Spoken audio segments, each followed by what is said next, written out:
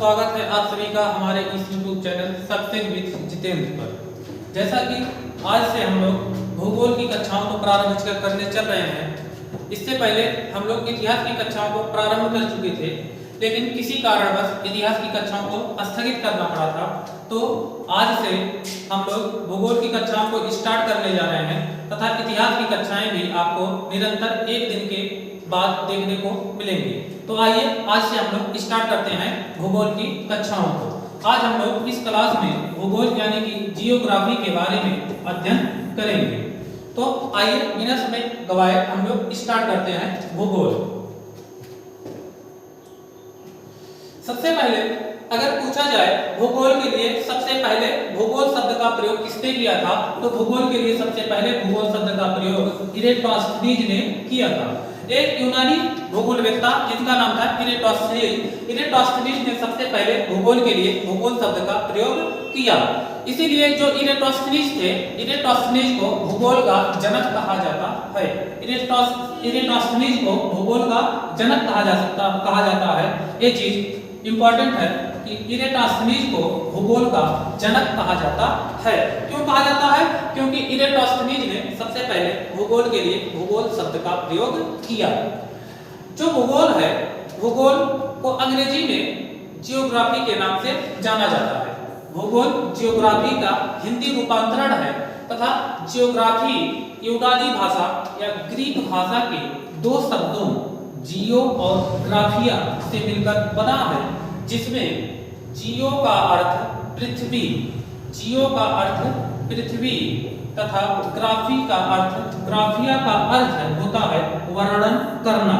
अर्थात जो जियोग्राफी है वह ग्रीक भाषा के दो शब्दों से मिलकर बना हुआ है, जिसमें से एक है जियो तथा दूसरा है ग्राफिया। जियो का अर्थ होता है पृथ्वी तथा ग्राफिया का अर्थ होता है वर्णन करना। यहाँ पर वर्णन करना शब्द का प्रयोग किया गया है, यहाँ पर अध्ययन करना शब्द का प्रयोग नहीं किया जाएगा, क्योंकि वर्णन करना और अध्ययन करना दोनों में अंतर होता है। तो यहाँ पर ग्राफिया का जो अर्थ होगा वह होगा वर्णन करना। इस प्रकार से अगर हम भूगोल के शाब्दिक अर्थ को देखें तो भूगोल का शाब्दिक अर्थ होता है कि पृथ्वी का वर्णन करना।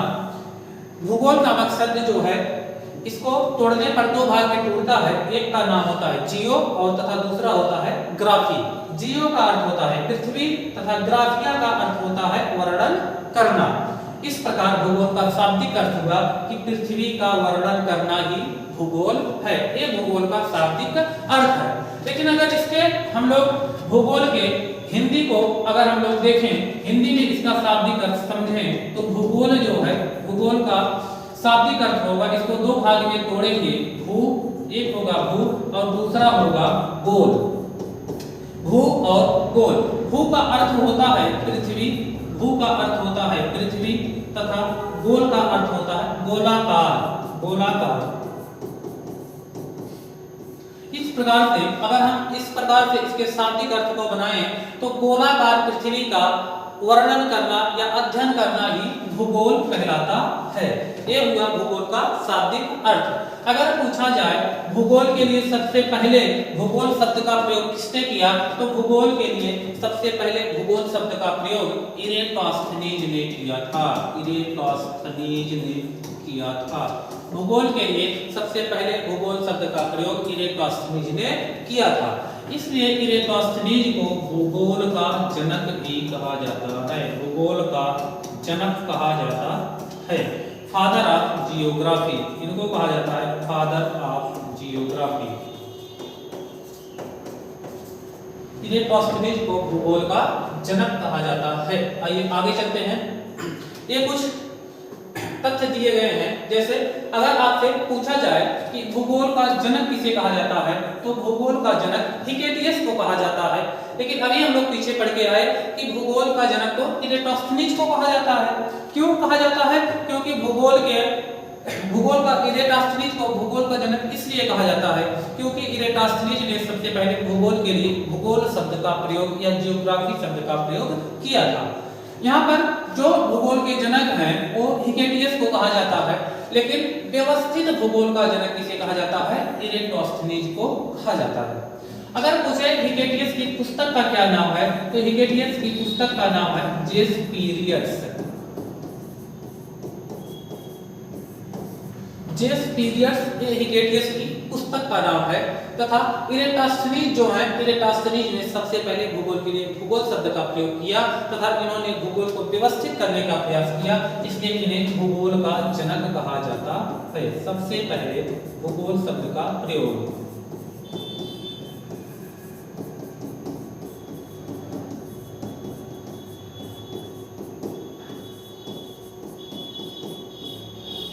यहां तक समझ में आया। अब आगे जो दिया गया है, अगर पूछे वर्तमान भूगोल या आधुनिक भूगोल का जनक किसे कहा जाता है, तो आधुनिक भूगोल का जनक कहा जाता है अलेक्जेंडर वान हम्बोल्ट। वर्तमान या आधुनिक भूगोल का जनक है अलेक्जेंडर वान हम्बोल्ट।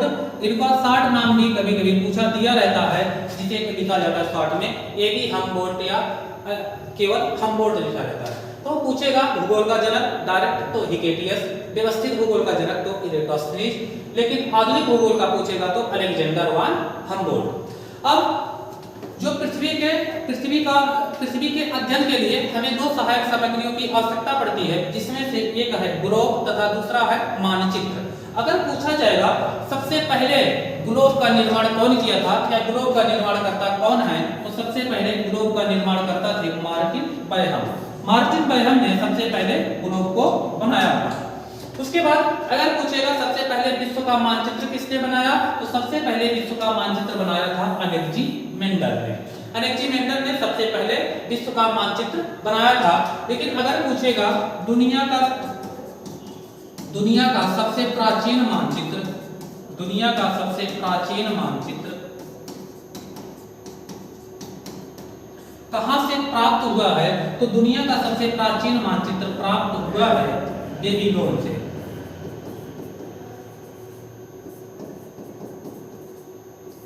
दुनिया का सबसे प्राचीन मानचित्र बेबीलोन से प्राप्त हुआ है। नेक्स्ट आगे दिया गया है सर्वप्रथम भारत का मानचित्र किसने बनाया था, तो सर्वप्रथम भारत का मानचित्र जेम्स रेनर के द्वारा बनाया गया था। एटलस का निर्माण करता। एटलस एक प्रकार की पुस्तक होती है जिसमें सभी प्रकार के मानचित्र दिए रहते हैं, विभिन्न देशों के, लगभग दुनिया के सभी देशों के मानचित्र एटलस में दिए रहते हैं। उसमें फिजिकल मैप भी होता है तथा पॉलिटिकल मैप भी होता है। तो मानचित्रों वाली ऐसी पुस्तक को एटलस के नाम से जाना जाता है तथा सबसे पहले एटलस का निर्माण किया था मर्केली ने। तो यहाँ तक ये चीजें क्लियर हुई। अगर पूछेगा भूगोल का जनक, तो हिकेटियस को कहा जाता है। हिकेटियस की पुस्तक क्या है, हिकेटियस की पुस्तक है जेस पीरियड्स। दूसरा व्यवस्थित भूगोल का जनक किसे कहा जाता है, व्यवस्थित भूगोल का जनक कहा जाता है इरेटोस्थनीज को। इरेटोस्थनीज ने सबसे पहले भूगोल शब्द का प्रयोग किया। नेक्स्ट आधुनिक भूगोल का जनक, आधुनिक भूगोल का जनक कहा जाता है अलेक्जेंडर वान हम्बोल्ट को। नेक्स्ट सबसे पहले ग्लोब का निर्माण किया था मार्टिन बैहम ने। नेक्स्ट सर्वप्रथम विश्व का मानचित्र किसने बनाया था, तो सबसे पहले विश्व का मानचित्र बनाया था अलेक्जेंडर ने। और दुनिया का सबसे प्राचीन मानचित्र कहां से प्राप्त हुआ है, तो दुनिया का सबसे प्राचीन मानचित्र बेबीलोन से प्राप्त हुआ है। अगर पूछा जाए भारत का मानचित्र सबसे पहले किसने बनाया था, तो भारत का मानचित्र सबसे पहले जेम्स रेनर के द्वारा बनाया गया था। इसी कड़ी में अगर आपसे आगे पूछा जाए सबसे पहले एटलस का निर्माण कौन किया था, तो सबसे पहले एटलस का निर्माण मर्केली के द्वारा किया गया था।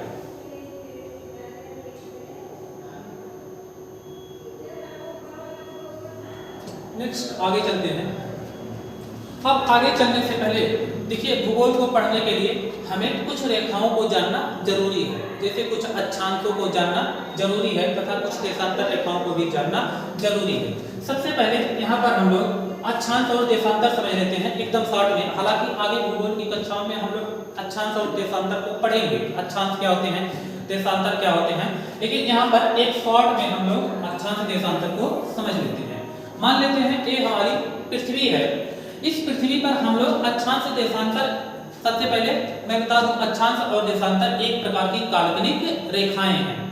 पृथ्वी पर अक्षांश और देशांतर नाम की वास्तविक रूप से कोई भी रेखा नहीं है। ये सभी काल्पनिक रेखाएं हैं जिसे मानव अपनी सुविधा के अनुसार खींचा है। जो अक्षांश होता है, पृथ्वी मान लेते हैं ये हमारी एक पृथ्वी है और इस पृथ्वी पर आप देखेंगे, चाहे मानचित्र में देखेंगे चाहे ग्लोब पर देखेंगे, कुछ इस प्रकार की रेखाएं आपको दिखाई देंगी, कुछ इस प्रकार की रेखाएं दिखाई देगी। और कुछ रेखाएं आपको ऐसे इस प्रकार से भी दिखाई देंगी।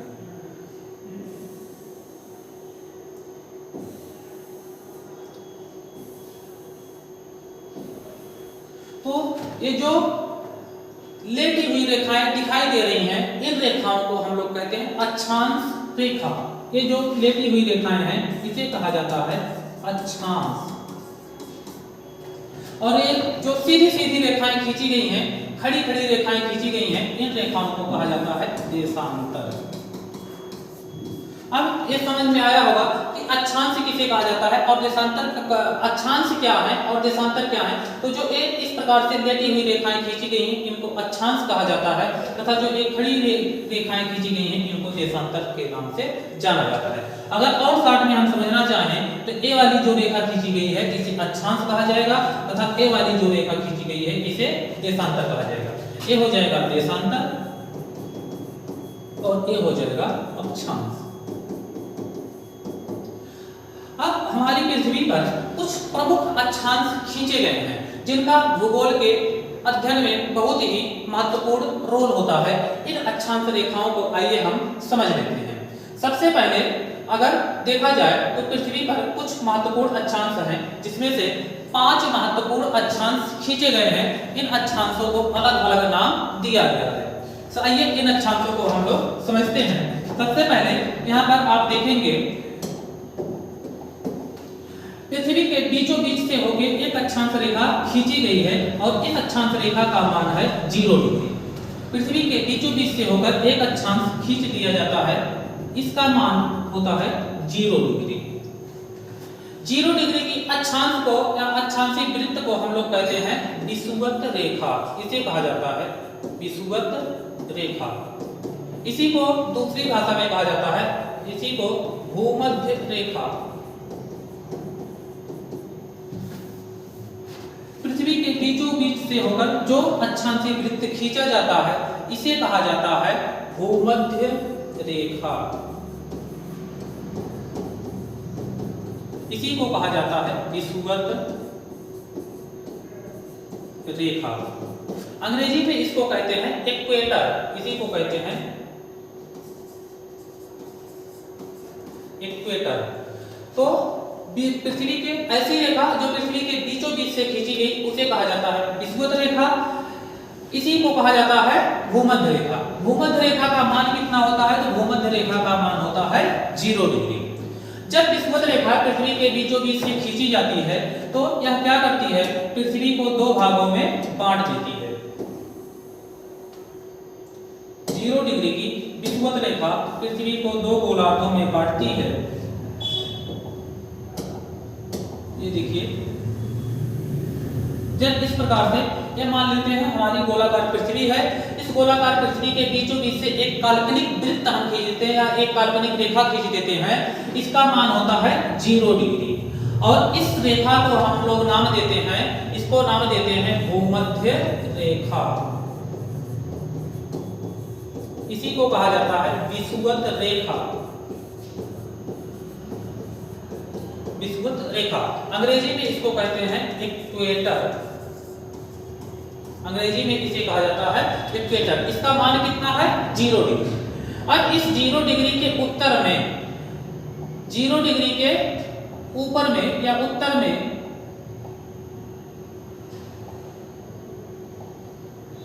इस 0 डिग्री के ऊपर वाला भाग, 0 डिग्री के ऊपर वाला भाग इसे कहा जाता है उत्तरी गोलार्ध। ऊपर वाले भाग को कहा जाता है उत्तरी गोलार्ध,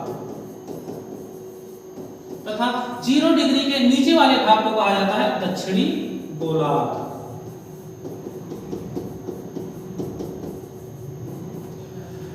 जीरो डिग्री के ऊपर वाले भाग को कहा जाता है उत्तरी गोलार्ध तथा 0 डिग्री के नीचे वाले भाग को कहा जाता है दक्षिणी गोलार्ध।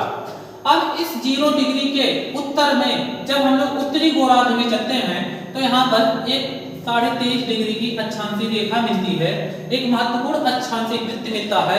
इसका नाम है, इसका मान है 23.5 डिग्री उत्तर नॉर्थ। 23.5 डिग्री उत्तरी अक्षांश पर एक वृत्त स्थित है, इसका नाम होता है कर्क रेखा।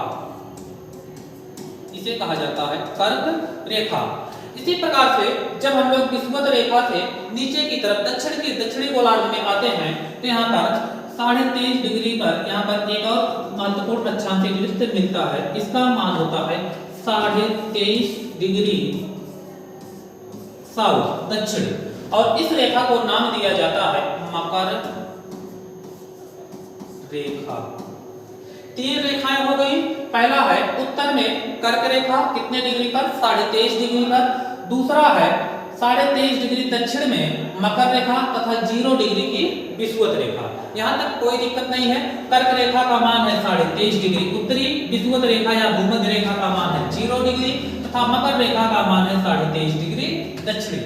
इसी प्रकार से जब हम उत्तरी गोलार्ध में जाते हैं, उत्तरी गोलार्ध में 66.5 डिग्री अक्षांश पर पहुंचते हैं, तो यहाँ पर 66.5 डिग्री अक्षांश पर एक और महत्वपूर्ण अक्षांशीय वृत्त स्थित है। इसका नाम है आर्कटिक वृत्त। यहाँ पर एक और अक्षांशीय रेखा या अक्षांशीय वृत्त मिलता है जिसका नाम है आर्कटिक वृत्त। इसी प्रकार से जब हम लोग दक्षिण में 66.5 डिग्री पर पहुंचते हैं तो दक्षिण में 66.5 डिग्री अक्षांश पर एक और महत्वपूर्ण अक्षांशीय वृत्त स्थित है। इसका नाम है अंटार्कटिक वृत्त। अंटार्कटिक वृत्त या इसी को कहा जाता है अंटार्कटिक रेखा। विषुवत रेखा से जब हम उत्तर में जाते हैं 66.5 डिग्री अक्षांश पर पहुंचते हैं तो 66.5 डिग्री अक्षांश पर एक महत्वपूर्ण अक्षांशीय वृत्त खींचा गया है और इसको कहा जाता है आर्कटिक रेखा। 66.5 डिग्री पर एक महत्वपूर्ण अक्षांशीय वृत्त खींचा गया है और इसे कहा जाता है आर्कटिक रेखा या आर्कटिक वृत्त। इसी प्रकार से विषुवत रेखा से जब हम दक्षिण में आते हैं तो दक्षिण में 66.5 डिग्री पर एक महत्वपूर्ण अक्षांशीय वृत्त खींचा गया है, इसे कहा जाता है अंटार्कटिक रेखा या अंटार्कटिक वृत्त। इस फिगर में आप समझ सकते हैं। अगर यहाँ पर देखा जाए जब हम विषुवत रेखा से उत्तर में जाते हैं, विषुवत रेखा से 23.5 डिग्री उत्तर में हम जाते हैं तो यहाँ पर एक महत्वपूर्ण अक्षांशीय रेखा हमको देखने को मिलती है और इसको हम कहते हैं कर्क रेखा। इसका मान कितना है? इसका मान है 23.5 डिग्री उत्तरी अक्षांश, 23.5 डिग्री उत्तर, 23.5 डिग्री उत्तर पे हमको मिलती है कर्क रेखा। इसी प्रकार जब हम 23.5 डिग्री दक्षिण की तरफ आते हैं तो 23.5 डिग्री दक्षिण पर यहाँ पर हमको एक और महत्वपूर्ण अक्षांशीय वृत्त मिलता है एवं इसका मान है 23.5 डिग्री दक्षिण और इसका नाम है मकर रेखा। इसी प्रकार से जब हम विषुवत रेखा से 66.5 डिग्री उत्तर में जाते हैं, विषुवत रेखा से 66.5 डिग्री उत्तर में जाते हैं तो यहाँ पर हमको एक और महत्वपूर्ण अक्षांशीय वृत्त देखने को मिलता है। इसका नाम है आर्कटिक वृत्त। इसका मान कितना है? 66.5 डिग्री नॉर्थ। इसी प्रकार से जब विषुवत रेखा से हम लोग दक्षिण में आते हैं तो यहाँ पर 66.5 डिग्री पर एक और महत्वपूर्ण अक्षांशीय वृत्त स्थित है। इसका मान होता है 66.5 डिग्री दक्षिण और इसे कहा जाता है अंटार्कटिक वृत्त। तो 5 अक्षांश यहाँ पर हम लोग पढ़ लिए। पहला हम लोगों ने पढ़ा विषुवत या भूमध्य रेखा। पहला पढ़े विषुवत, पहला हम लोगों ने पढ़ा विषुवत या भूमध्य रेखा। इसका मान कितना है? बोलेंगे 0 डिग्री। उसके बाद हम लोगों ने पढ़ा कर्क रेखा। कर्क रेखा का मान कितना है? 23.5 डिग्री उत्तर। उसके बाद हम लोगों ने जाना मकर रेखा। मकर रेखा का मान कितना है? मकर रेखा का मान है 23.5 डिग्री दक्षिण। इसके बाद हम लोगों ने देखा आर्कटिक वृत्त। आर्कटिक वृत्त का मान कितना है? 66.5 डिग्री उत्तर। और इसके बाद पांचवी हमारी अंटार्कटिक वृत्त और अंटार्कटिक वृत्त का मान था 66.5 डिग्री दक्षिण। ये 5 अक्षांश बहुत ही महत्वपूर्ण हैं, इनको हमें हमेशा याद करके रखना है। इन 5 को आप याद करके रखेंगे, ये बार बार भूगोल में आपको देखने को मिलेंगे। तो यहाँ तक समझ में आया होगा। आगे चलते हैं। देखिए यहाँ पर लिखा गया है विषुवत रेखा पृथ्वी को उत्तरी एवं दक्षिणी दो गोलार्धों में विभाजित करती है और विषुवत रेखा का मान 0 डिग्री है। इसे भूमध्य रेखा के नाम से भी जाना जाता है, अंग्रेजी में इसे इक्वेटर कहते हैं। विषुवत रेखा के विषुवत रेखा के ऊपर स्थित गोलार्ध को उत्तरी गोलार्ध तथा विषुवत रेखा के दक्षिण में स्थित गोलार्ध को दक्षिणी गोलार्ध भी कहा जाता है। विषुवत रेखा के उत्तर में उत्तरी ध्रुव तक कुल 90 अक्षांश रेखाएं खींची गई, 90 अक्षांशीय वृत्त खींचे गए हैं तथा विषुवत रेखा के दक्षिण में भी कुल 90 अक्षांशीय वृत्त खींचे गए हैं। इसी प्रकार से जब उत्तरी गोलार्ध में जो 90 अक्षांश खींचे गए हैं, उत्तरी गोलार्ध में विषुवत रेखा से जब हम 23.5 डिग्री पर पहुंचते हैं तो यहाँ पर एक महत्वपूर्ण अक्षांश प्राप्त होता है। इसी को कहा जाता है कर्क रेखा। इसी को कहा जाता है अंग्रेजी में ट्रॉपिक ऑफ कैंसर के नाम से जाना जाता है। इसी प्रकार से जब विषुवत रेखा के हम दक्षिण में आते हैं तो यहाँ पर दक्षिण में एक और महत्वपूर्ण अक्षांश प्राप्त होता है 23.5 डिग्री दक्षिण पर, तो इसे कहा जाता है मकर रेखा। इसको अंग्रेजी में कहते हैं ट्रॉपिक ऑफ कैप्रिकॉर्न। आगे जब उत्तरी गोलार्ध में 66.5 डिग्री उत्तर में पहुंचते हैं, यहाँ पर महत्वपूर्ण एक और अक्षांश मिलता है, इसे कहा जाता है आर्कटिक वृत्त। इसी प्रकार से 66.5 डिग्री दक्षिण में एक और महत्वपूर्ण अक्षांश मिलता है, इसे कहा जाता है अंटार्कटिक वृत्त। ये 5 रेखाएं आपको याद हो गई होंगी। अब आगे चलते हैं। ये जो अभी आपने देखा, जो आपका कर्क और मकर रेखा थी, कर्क रेखा का मान था 23.5 डिग्री उत्तरी तथा मकर रेखा का मान था 23.5 डिग्री दक्षिणी। 23.5 डिग्री उत्तरी, 23.5 डिग्री दक्षिणी। इन्हीं दो रेखाओं के बीच में सूर्य क्या होता है, इन्हीं दो रेखाओं के बीच में सूर्य वर्ष भर गति करता है। जैसे मान लीजिए सूर्य यहाँ पर है कर्क रेखा पर, कर्क रेखा से आएगा विषुवत रेखा, विषुवत रेखा से मकर रेखा, मकर रेखा से फिर वापस कर्क रेखा, कर्क रेखा से फिर वापस चला जाएगा मकर रेखा से वापस विषुवत रेखा, विषुवत रेखा से वापस चला जाएगा कर्क रेखा। तो हमारा सूर्य जो है इन्हीं दो रेखाओं के बीच में विचरण करता है या गति करता है। वर्ष भर इन्हीं दो रेखाओं के बीच में, कर्क एवं मकर रेखा के बीच में विचरण करता है। जब कर्क और मकर रेखा के बीच में सूर्य विचरण करता है तो यहाँ पर सूर्य की जो किरण है, इस क्षेत्र में पड़ने वाले भूभाग पर सूर्य की किरणें सीधी या लंबवत पड़ती है। ये देखिए यहाँ पर है ट्रॉपिक ऑफ कैंसर या कर्क रेखा। हमारा सूर्य क्या होगा, कर्क रेखा से आएगा विषुवत रेखा, विषुवत रेखा से आएगा मकर रेखा, मकर रेखा से वापस फिर जाएगा कर्क रेखा, विषुवत रेखा, विषुवत रेखा से वापस कर्क रेखा। तो हमारा सूर्य क्या करता है, हमारा सूर्य वर्ष भर कर्क एवं विषुवत रेखा के, कर्क एवं मकर रेखा के बीच गति करता रहता है। जैसे यहाँ से आया, यहाँ पर कर्क रेखा, कर्क से आया विषुवत रेखा, विषुवत रेखा से आया मकर रेखा, मकर रेखा से वापस विषुवत रेखा, विषुवत रेखा से कर्क रेखा। तो हमारा सूर्य इन्हीं दो रेखाओं के बीच में गति करता है। नेक्स्ट, विषुवत रेखा पर सूर्य की किरण जो है दो बार वर्ष में 2 बार सीधी पड़ती है। जो विषुवत रेखा होती है, विषुवत रेखा में एक वर्ष में सूर्य की किरण 2 बार सीधी या लंबवत पड़ती है। वो 2 तिथियां कौन कौन सी हैं? एक है 21 मार्च और दूसरा है 23 सितंबर। इन 2 तिथियों को जब सूर्य की किरणें विषुवत रेखा पर सीधी पड़ती हैं, एकदम लंबवत पड़ती हैं, इसका मतलब सूर्य क्या होता है, विषुवत रेखा पर एकदम सीधे चमकता है। इससे क्या होगा, जितना प्रकाश उत्तरी गोलार्ध में जाएगा उतना प्रकाश दक्षिणी गोलार्ध में जाएगा। इसका मतलब क्या हुआ, 21 मार्च और 23 सितंबर को दोनों गोलार्धों में, उत्तरी गोलार्ध और दक्षिणी गोलार्ध में दिन और रात की अवधि दोनों क्या होती है, बराबर होती है। उत्तरी गोलार्ध और दक्षिणी गोलार्ध दोनों में दिन और रात की अवधि क्या होती है, बराबर होती है। कितने घंटे का दिन होता है, तो 12 घंटे का दिन और 12 घंटे की रात होती है।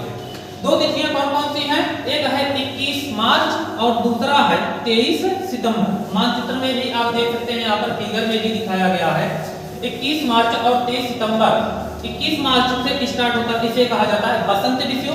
इस दिन भी दिन और रात की अवधि क्या होती है, एक समान होती है। तथा 23 सितंबर के दिन भी इसे कहा जाता है शरद विषु। इस दिन भी दिन एवं रात की अवधि एक समान होती है। तो हमें याद करके रखना है, 2 तिथियां ऐसी हैं, एक है 21 मार्च और दूसरा है 23 सितंबर। 21 मार्च और 23 सितंबर को दिन एवं रात दोनों क्या होते हैं, बराबर होते हैं। दिन एवं रात बराबर होते हैं। इसका कारण क्या है, क्योंकि हमारा जो सूर्य है, सूर्य एकदम विषुवत रेखा पर लंबवत चमकता है। आइए आगे चलते हैं। 21 जून को सूर्य की किरण जो है कर्क रेखा पर चमकती है। जब 21 जून का टाइम आता है तो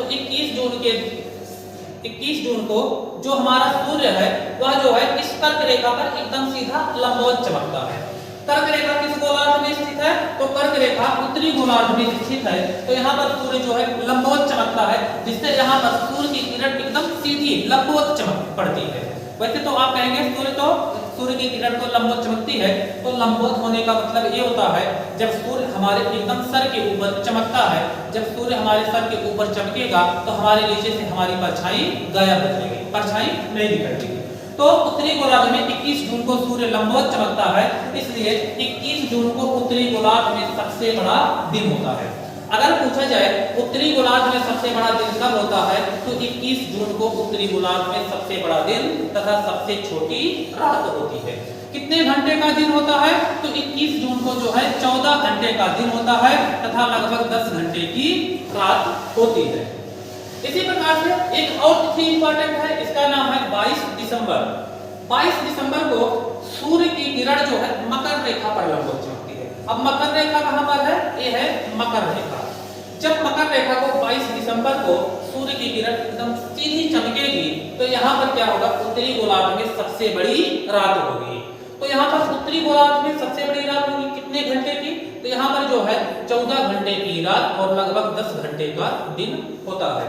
चूंकि भारत उत्तरी गोलार्ध में स्थित है, इसलिए अगर हमसे पूछा जाए हमारे यहाँ सबसे बड़ा दिन कब होता है, तो हम कहेंगे हमारे यहाँ सबसे बड़ा दिन होता है 21 जून को। तो सबसे बड़ी रात कब होती है? तो सबसे बड़ी रात होती है हमारे यहाँ 22 दिसंबर को।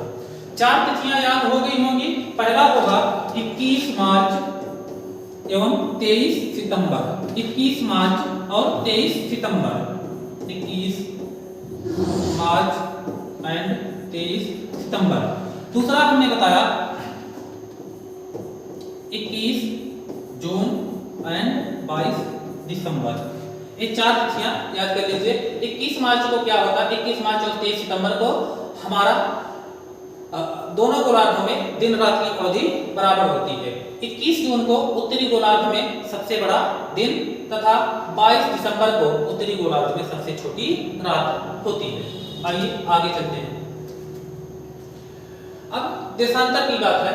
उत्तरी ध्रुव से दक्षिणी ध्रुव को मिलाने के लिए खींची गई काल्पनिक रेखाओं को क्या कहा जाता है? देशांतर रेखाएं कहा जाता है। वही चीज जो हमने अभी आपको थोड़ी देर पहले बताया कि उत्तरी ध्रुव, देखिए यहाँ पर एक ग्लोब है। ग्लोब को यानी कि पृथ्वी को बीच से जो रेखा विभाजित करती है उसका मान है 0 डिग्री तथा इसे कहा जाता है विषुवत रेखा। हमने बताया विषुवत रेखा से जब हम उत्तरी गोलार्ध में जाते हैं तो यहाँ पर कुल 90 अक्षांश स्थित हैं। तो यहाँ पर जब हम एकदम ऊपर पहुंचते हैं 90 डिग्री अक्षांश पर, तो यहाँ पर इसे कहा जाता है ध्रुव। इसे कहा जाता है ध्रुव। यह ध्रुव उत्तर में स्थित है, इसलिए इसे कहा जाता है नॉर्थ पोल या उत्तरी ध्रुव। इसी प्रकार से यहाँ पर जब 90 डिग्री दक्षिणी अक्षांश पर पहुंचते हैं तो इसे कहा जाता है दक्षिणी ध्रुव। तो उत्तरी ध्रुव को दक्षिणी ध्रुव से मिलाने के लिए, उत्तरी ध्रुव को दक्षिणी ध्रुव से मिलाने के लिए जो रेखाएं खींची गई हैं, इन रेखाओं को कहा जाता है देशांतर रेखाएं। पहला चीज अक्षांश और देशांतर एक प्रकार की काल्पनिक रेखाएं हैं। इसी प्रकार से जिस प्रकार से हमने अभी देखा था कि 0 डिग्री की अक्षांश रेखा पृथ्वी को 2 गोलार्धों में बांटती है। इसके ऊपर वाले भाग को उत्तरी गोलार्ध तथा नीचे वाले भाग को दक्षिणी गोलार्ध कहा जाता है। उसी प्रकार से 0 डिग्री की देशांतर रेखा भी पृथ्वी को 2 गोलार्धों में विभाजित करती है। इसके इधर वाले भाग को, दाहिनी साइड वाले भाग को कहा जाता है ईस्ट यानी कि पूर्वी भाग और या पूर्वी गोलार्ध तथा इधर वाले भाग को कहा जाता है पश्चिमी गोलार्ध। इसे कहा जाता है वेस्ट। यहाँ तक क्लियर हुआ। अब यहाँ पर मानचित्र पर आप देख सकते हैं, मानचित्र में अगर इस प्रकार से लेटी हुई रेखाएं खींची गई हैं इनको कहा जाता है अक्षांश तथा इस प्रकार से जो रेखाएं खींची गई हैं इनको कहा जाता है देशांतर। अक्षांश रेखा पृथ्वी को 2 गोलार्धों में 0 डिग्री की अक्षांश रेखा पृथ्वी को 2 गोलार्धों में बांटती है। ऊपर वाले भाग को कहा जाता है उत्तरी गोलार्ध तथा नीचे वाले भाग को कहा जाता है दक्षिणी गोलार्ध। इसी प्रकार से 0 डिग्री की देशांतर रेखा भी पृथ्वी को 2 गोलार्धों में बांटती है। इधर दाहिने साइड वाले भाग को कहा जाता है पूर्वी गोलार्ध और इधर बाएं हाथ वाले साइड को कहा जाता है, बाएं साइड वाले भाग को कहा जाता है पश्चिमी गोलार्ध। तो अब आप यहाँ तक समझ गए होंगे गोलार्ध तथा अक्षांश देशांतर कौन कौन से हैं। उसके बाद आप समझ गए होंगे 0 डिग्री की अक्षांश रेखा, 23.5 डिग्री उत्तरी, 23.5 डिग्री दक्षिणी, 66.5 डिग्री उत्तरी तथा 66.5 डिग्री दक्षिणी। अब आइए आगे चलते हैं। अब भूगोल में कुछ दिशाओं की बात कीजिए। अगर वैसे आपसे पूछा जाए दिशाएं कितनी होती हैं तो आप कहोगे दिशाएं 4 होती हैं। 4 दिशाएं हैं, बिल्कुल ठीक है। एक होता है ईस्ट, दूसरा होता है वेस्ट, तीसरा होता है नॉर्थ और चौथा होता है south. East west north south, पूर्व पश्चिम उत्तर दक्षिण। अब ये देखिए हमारे ऊपर जो भाग होता है, ऊपर की साइड में मानचित्र में ऊपर की तरफ जो दिशा होती है उसे कहा जाता है उत्तर। इधर की तरफ जो दिशा होती है इसे कहा जाता है उत्तर तथा नीचे की साइड जो दिशा होती है इसे कहा जाता है साउथ, यानी कि इसे कहा जाता है दक्षिण। मानचित्र में नीचे की तरफ की दिशा दक्षिण कहलाती है। अगर हम मानचित्र की तरफ ऐसे खड़े हों तो हमारे बाएं हाथ की साइड जो दिशा होती है उसे कहा जाता है पश्चिम। बाएं हाथ के साइड की दिशा क्या कहलाती है? पश्चिम। तथा दाएं हाथ की साइड की दिशा को हम लोग कहा जाता है दाएं हाथ के साइड की दिशा को कहा जाता है पूर्व। या ऐसे भी कह सकते हैं सूर्य जहां पर उदित होता है, सूर्य जहां पर उदित होता है या सूर्य जहां पर जिधर निकलता है उधर साइड वाली दिशा को कहा जाता है पूरब। तथा सूर्य जहां पर अस्त होता है, सूर्य जहां पर अस्त होता है या जिस दिशा में सूर्य अस्त होता है उसको कहा जाता है पश्चिम। या इसी को और सरल भाषा में हम लोग समझ सकते हैं, हमारे ऊपर का जो भाग है यानी कि हमारा जो सर होता है इसे कहा जाता है, सर को आप कह सकते हैं उत्तर तथा हमारा जो पैर है इसे कह सकते हैं दक्षिण। जो हमारा बायां हाथ है, बाएं हाथ को कह सकते हैं पश्चिम तथा दाएं हाथ को कह सकते हैं पूर्व। कोई दिक्कत नहीं होगी। देखिए अब यहाँ पर अगर हम देखें तो इसमें कुल 8 दिशाएं बनी हुई हैं। हमारी प्रमुख 4 दिशाएं हैं। इन 4 दिशाओं की अपनी कुछ उप दिशाएं भी होती हैं। जैसे अगर हम लोग देखें तो यहाँ पर एक पूर्व दिशा है और एक पश्चिम दिशा है। पूरब और पश्चिम के बीच जो दिशा स्थित है इसे कहा जाता है नॉर्थ ईस्ट, इसे कहा जाता है उत्तर पूर्व। इन उत्तर और पूर्व के बीच में जो दिशा स्थित है इसे कहा जाता है उत्तर पूर्व। इसी प्रकार से जब इधर की तरफ आते हैं दक्षिण और पूर्व के बीच में जो दिशा स्थित है इसे कहा जाता है साउथ ईस्ट, इसे कहा जाता है दक्षिण पूर्व। दक्षिण पूर्व। इधर की तरफ आएंगे, इधर दक्षिण और पश्चिम के बीच में जो दिशा स्थित है इसे कहा जाता है साउथ वेस्ट, इसे कहा जाता है दक्षिण पश्चिम। दक्षिण पश्चिम। इसी प्रकार से पश्चिम और उत्तर या उत्तर और पश्चिम के बीच में जो दिशा स्थित है इसे किस नाम से जानते हैं? इसे कहा जाता है नॉर्थ वेस्ट, इसी को कहा जाता है उत्तर पश्चिम। उत्तर पश्चिम। तो कुल कितनी दिशाएं हो गई? कुल यहाँ पर हमको 4 प्रमुख दिशाएं तथा 4 उप दिशाएं देखने को मिली तथा इनकी कुल संख्या 8 हुई। पहला कौन सी दिशा थी? पहला है उत्तर, दूसरा है पूरब, तीसरा है दक्षिण और चौथा है पश्चिम। अगला है उत्तर पूरब, दक्षिण पूरब, दक्षिण पश्चिम तथा उत्तर पश्चिम। कुल कितनी दिशाएं हुई? 8 दिशाएं हुई। अब इनके बीच में जो कोण बनता है, कभी कभी एग्जाम में कोण के बारे में भी पूछ लेता है। जैसे उत्तर और पूर्व के बीच में जो कोण बनता है इसे किस नाम से जानते हैं? तो उत्तर और पूर्व के बीच जो कोण बनता है इसे ईशान कहा जाता है। उत्तर और पूर्व के बीच के कोण को ईशान कहा जाता है। उसी प्रकार से दक्षिण और पूर्व के बीच जो कोण बनता है इसे क्या कहा जाता है? तो दक्षिण और पूर्व के बीच का जो कोण बनता है इसे आग्नेय कहा जाता है। इसे आग्नेय के नाम से जाना जाता है। उत्तर और पश्चिम के बीच जो कोण बनता है इसे किस नाम से जानते हैं? तो उत्तर और पश्चिम के बीच जो कोण बनता है इसे कहा जाता है वायव्य। वायव्य।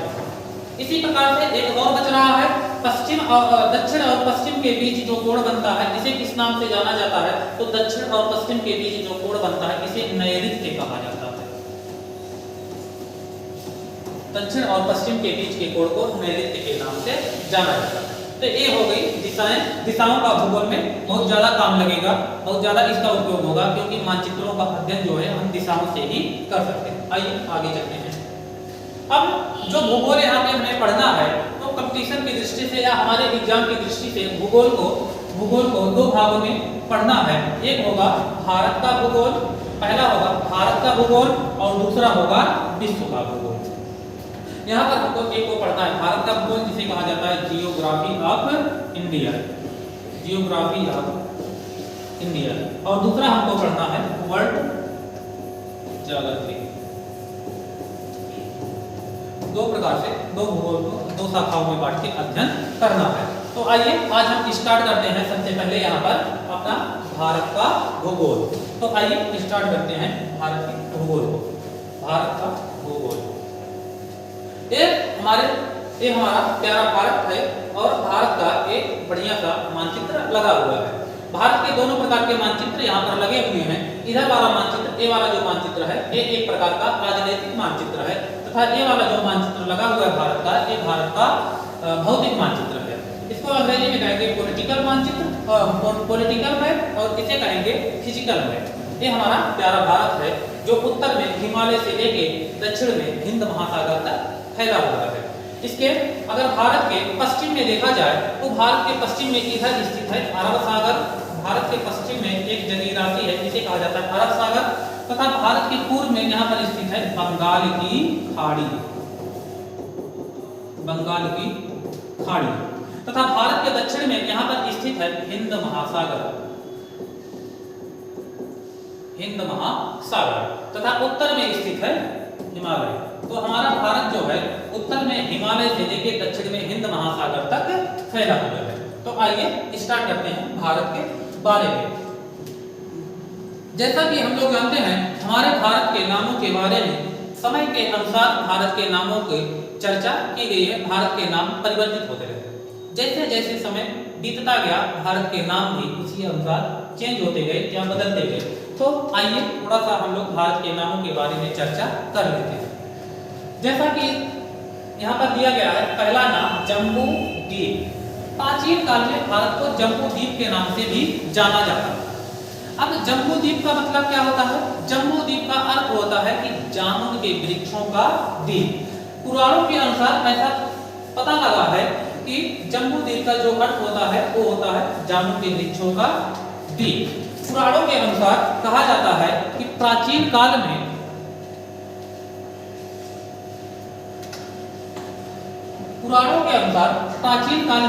ऐसा अनुमान लगाया जाता है कि यहाँ पर जामुन के वृक्षों की अधिकता थी, और इसी जामुन के वृक्षों की अधिकता के कारण भारत को जम्बू द्वीप के नाम से जाना जाता है। अगला नाम है भारत का दूसरा आर्यावर्त। भारत का दूसरा नाम है आर्यावर्त। अगर हम लोग प्राचीन काल में देखें, तो प्राचीन काल में भारत में एक सभ्यता जन्मी थी, जिसका नाम था वैदिक सभ्यता। और वैदिक सभ्यता का जो समय है, वैदिक सभ्यता का समय है 1500 बीसी से लेके 600 बीसी तक। 1500 बीसी से लेके 600 ईसा पूर्व तक भारत में वैदिक सभ्यता थी। और ये वैदिक सभ्यता दो भागों में थी, एक थी ऋग वैदिक सभ्यता तथा दूसरा थी उत्तर वैदिक सभ्यता। तो इसमें हुआ क्या, इस समय भारत के उत्तरी पश्चिमी भाग में आर्यों का आगमन हुआ। वैदिक सभ्यता में भारत के उत्तरी पश्चिमी भाग में आर्यों का आगमन हुआ। ये आर्य कौन थे? आर्यों को श्रेष्ठ कहा गया। इनका आगमन हुआ, और इन्हीं आर्यों के निवास के कारण हमारे देश का नाम आर्यावर्त पड़ा था। दो नाम हो गए, पहला जम्बू द्वीप, जामुन के वृक्षों की अधिकता के कारण, ऐसा पुराणों में कहा गया है, तथा दूसरा है आर्यों के निवास के कारण हमारे देश का नाम आर्यावर्त पड़ा। तीसरा है भारत।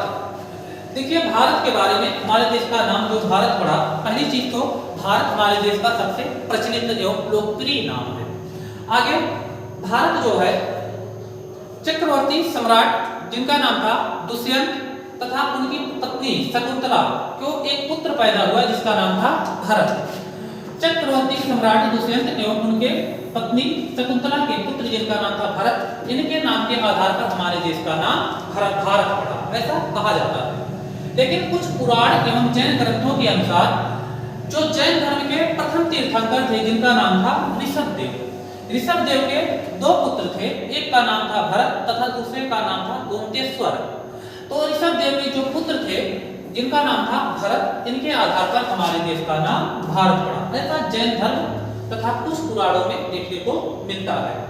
तथा इसी के आधार पर धीरे धीरे करके आगे चलके हमारे भारत को भारतवर्ष भी कहा जाने लगा। भारतवर्ष का जो अर्थ होता है, भारतवर्ष का अर्थ होता है भारत का देश, भारत का देश। भारतवर्ष का अर्थ होता है भारत का देश। तीन नाम हो गए, पहला जम्बूद्वीप, दूसरा आर्यवर्त तथा तीसरा भारत। आगे है चौथा नाम है भारत का हिंदुस्तान। ये भी नाम बड़ा ही फेमस है, बड़ा ही प्रिय नाम है हिंदुस्तान। अगर बात किया जाए भारत को सबसे पहले हिंदुस्तान कहा किसने था, तो भारत को सबसे पहले हिंदुस्तान ईरानियों ने कहा था। ईरानियों ने सर्वप्रथम हमारे देश को हिंदुस्तान कहा था। जब भारत में मध्य सल्तनत एवं मुगल काल चल रहा था तो उस समय हमारे भारत को हिंदुस्तान के नाम से पुकारा जाने लगा। हुआ क्या, इस समय भारत में भारत के उत्तरी पश्चिमी भाग से जो प्रमुख दर्रे थे, चाहे खैबर दर्रा हो चाहे गोमल दर्रा हो, इन दर्रों से भारत के उत्तरी पश्चिमी भाग में बहुत से विदेशी व्यापारियों तथा आक्रांताओं का भारत में प्रवेश हुआ। ये लोग क्या करते थे, ये लोग जो ईरानी लोग थे, ईरानवासी, जब उधर उत्तर भारत के उत्तर पश्चिम भाग में जो सिंधु नदी बहती थी तो ईरानियों ने सिंधु नदी का जब उच्चारण करते थे ये सिंधु ना कह पाके सिंधु नदी को हिंदू कहते थे। सिंधु नदी का उच्चारण ये लोग हिंदू के नाम से करते थे तथा इस प्रकार से हमारे देश का नाम हिंदू पड़ा।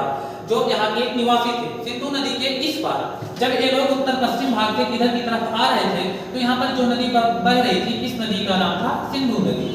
और सिंधु नदी को ईरानियों ने सा का उच्चारण हा के रूप में किया, सा का उच्चारण हा के रूप में किया और इस प्रकार से यहाँ इस नदी को हिंदू कहा तथा इस प्रकार रहने वाले लोगों को हिंदू कहा, इस प्रकार रहने वाले लोगों को हिंदू कहा तथा इस पूरे प्रदेश या पूरे भूभाग को हिंदुस्तान के नाम से जाना गया। इस प्रकार से हमारे देश का नाम पड़ा हिंदुस्तान।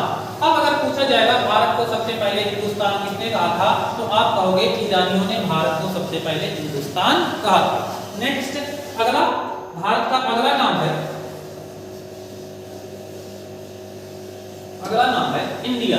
इंडिया नाम भी बड़ा फेमस है, अभी चर्चा में भी रहा है, विवादों में भी रहा है। भारत का नाम भारत होना चाहिए या इंडिया होना चाहिए, तो भारत का नाम इंडिया पड़ा कहाँ है, तो देखिए जो यूनानी लोग थे, ग्रीक लोग थे, यूनानियों ने हमारे देश को इंडिया कहा था। जहां पर ईरानियों ने भारत को हिंदुस्तान कहा था वहीं पर यूनानियों ने भारत को इंडिया कहा था। भारत की सबसे प्राचीन सभ्यताओं में अगर हम लोग बात करें तो भारत की सबसे प्राचीन सभ्यता जिसमें से एक मानी जाती है जिसका नाम है सिंधु घाटी की सभ्यता। और इस सिंधु घाटी सभ्यता को अंग्रेजी में हम लोग कहते हैं Indus valley civilisation, Indus valley civilisation के नाम से जाना जाता है। और इसी इंडस वैली सिविलाइजेशन के नाम के आधार पर हमारे देश का नाम इंडे पड़ा था। इंडस वैली सिविलाइजेशन के आधार पर हमारे देश का नाम इंडे पड़ा और इसी इंडे को अंग्रेजी भाषा में इंडिया के नाम से जाना गया। इसी इंडे से हमारे देश का नाम अंग्रेजी भाषा में इंडिया हो गया। इस प्रकार से पांच नाम हम लोग देखें। पहला हम लोग देखे जम्बूद्वीप, दूसरा हमने देखा आर्यवर्त, तीसरा हमने देखा भारत या भारतवर्ष तथा चौथा हमने देखा हिंदुस्तान, पांचवा हमने देखा इंडिया। अब जो हमारा भारतीय संविधान है, भारतीय संविधान के अगर अनुसार देखा जाए तो भारत के कितने नामों को स्वीकार किया गया है, तो भारतीय संविधान में भारत के मात्र 2 नामों को स्वीकार किया गया है, जिसमें से पहला है इंडिया और दूसरा है भारत। भारत के संविधान में भारत के 2 नामों को स्वीकार किया गया है जो कि बहुत ही इंपॉर्टेंट है। इसमें से पहला है इंडिया और दूसरा है भारत।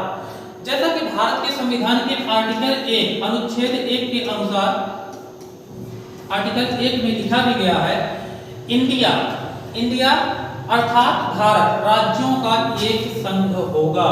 इसमें लिखा गया है इंडिया अर्थात भारत राज्यों का एक संघ होगा। अनुच्छेद 1 में लिखा गया है इंडिया अर्थात भारत राज्यों का एक संघ होगा। India that is Bharat shall be a union of state, ऐसा आर्टिकल 1 में लिखा गया है। तो साथियों यहाँ तक आते आते हम लोगों ने भारत के नामों के बारे में चर्चा किया तथा इसके पहले भूगोल में प्रयोग होने वाले प्रमुख रूप से कुछ दिशाएं तथा कुछ प्रमुख रेखाओं के बारे में हम लोग अध्ययन किए तथा भूगोल के कुछ उसका शाब्दिक अर्थ क्या होता है तथा उसके जनक वगैरह कौन है, इन सब के बारे में हम लोग चर्चा किए। कल से हम लोग भारत के बारे में, उसका सामान्य परिचय, उसका इंट्रोडक्शन क्या है, वहां से स्टार्ट करेंगे। तो आज की क्लास में इतना ही, मिलेंगे अगली क्लास में, तब तक के लिए धन्यवाद।